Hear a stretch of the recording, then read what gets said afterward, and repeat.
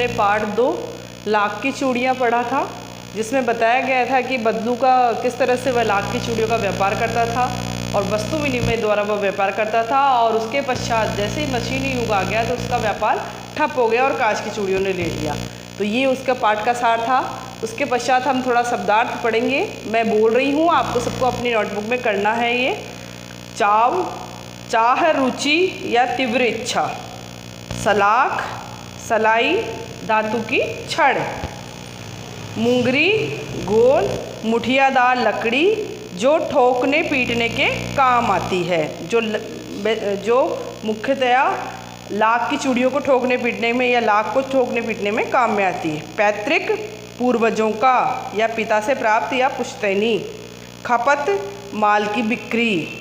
वस्तु, पैसों से न खरीदकर एक वस्तु के बदले दूसरी वस्तु लेना, वो है वस्तु विनिमय। कसर, घाटा पूरा करना या कमी। नाजुक, कोमल। पगड़ी, सिर पर लपेटकर बांधा जाने वाला एक लंबा सा कपड़ा। मरहम पट्टी, जख्म का इलाज या घाव पर दवा लगाकर पट्टी करना। मचिया, बैठने के उपयोग में आने वाली सूतली आदि की बुनी हुई चौकोर खाट। मुखातिब, देखकर बात करना। डलिया, बांस का बना हुआ एक छोटा पात्र। फबना, सजना या शोभा देना। ये सारे शब्दार्थ हैं जो आपको आपकी नोटबुक में करना है। इसके पश्चात जो प्रश्न उत्तर हैं वो प्रश्न मैंने यहाँ नहीं लिखे हैं, मैं सिर्फ उत्तर लिख रही हूँ यहाँ पर। प्रश्न आप स्वयं अपनी पुस्तक से अपनी नोटबुक में लिखेंगे। प्रश्न नंबर 1 है, बचपन में लेखक अपने मामा के गांव चाव से क्यों जाता था और बदलू मामा न कहकर बदलू काका क्यों कहता था। प्रश्न 1 वापस सुनिए। बचपन में लेखक अपने मामा के गांव चाव से क्यों जाता था और बदलू को बदलू मामा न कहकर बदलू काका क्यों कहता था।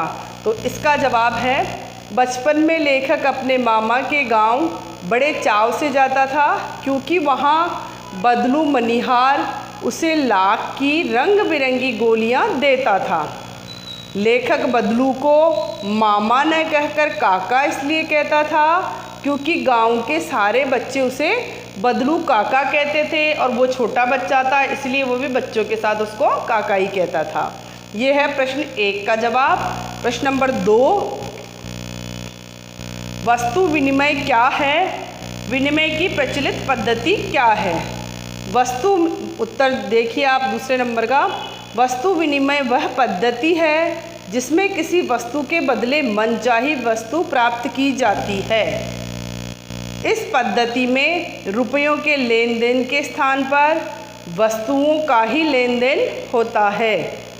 जैसे बदलू लाख की चूड़ियों के बदले अनाज व अन्य सामान ही लेता था। ये है वस्तु विनिमय, जो वस्तु के बदले वस्तु का ही लेन देन होना। और ये पद्धति थी उस समय की वजह से बदलू लाख की चूड़ियों के बदले अनाज और अन्य सामान ही लेता था। प्रश्न नंबर 2 हो गया है। प्रश्न नंबर 3 का जवाब। प्रश्न नंबर 3 सुनिए।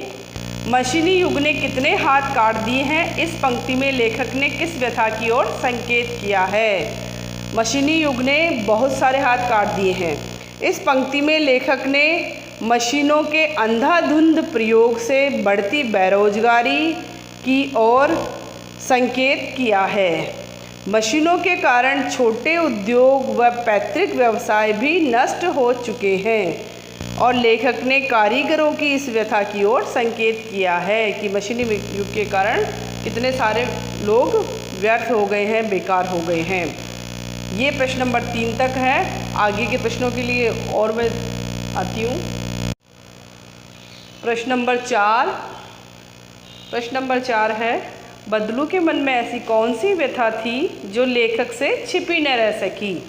इस प्रश्न का उत्तर लिखा है, बदलू के मन लाख की चूड़ियों के कुशल कारीगर बदलू का काम मशीनों के आने से छिन चुका था।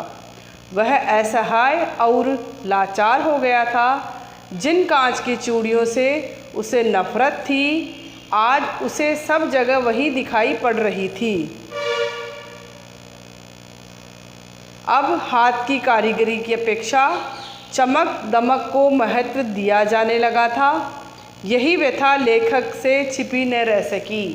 यही उसको बदलू को व्यथा थी, क्योंकि वह बेरोजगार हो चुका था। प्रश्न नंबर 5, मशीनी युग ने से बदलू के जीवन में क्या बदलाव आया?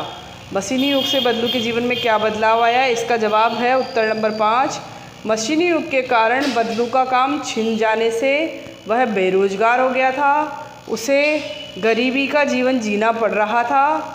उसे अपनी गाय बेचनी पड़ी। वह कमज़ोर तथा वृद्ध हो गया था और बीमार तथा चिंतित सा रहने लगा था। ये उसके जीवन में मशीनी युग के आने के कारण उसके जीवन में ये बदलाव आ गया था।